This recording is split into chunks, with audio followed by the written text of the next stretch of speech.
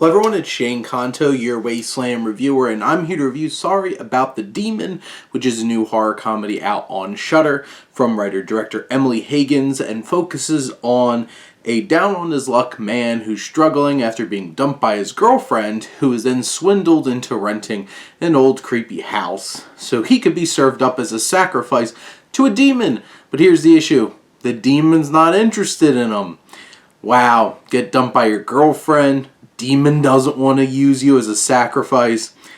Not going well for this guy. And I feel like that, in a nutshell, captures the fun of this movie, is that it is so silly and weird and quirky.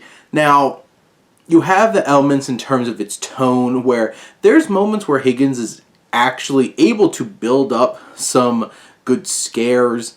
There's a couple of jump scares, stuff like that, but there's some solid scares here sprinkled throughout this film.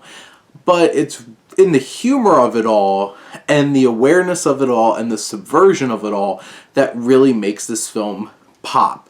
It's that element of oh my god, I'm served up to this home, I'm going to be a sacrifice. No, you're not good enough. And that just builds off of and channels the elements of the romantic elements of this film and builds layers to it. And I think those kinds of elements, that sense of humor, makes this a lot of fun. Now, from a character perspective, not many of these characters in this film have a ton of depth. You know, they're not particularly interesting. They don't have tons of layers.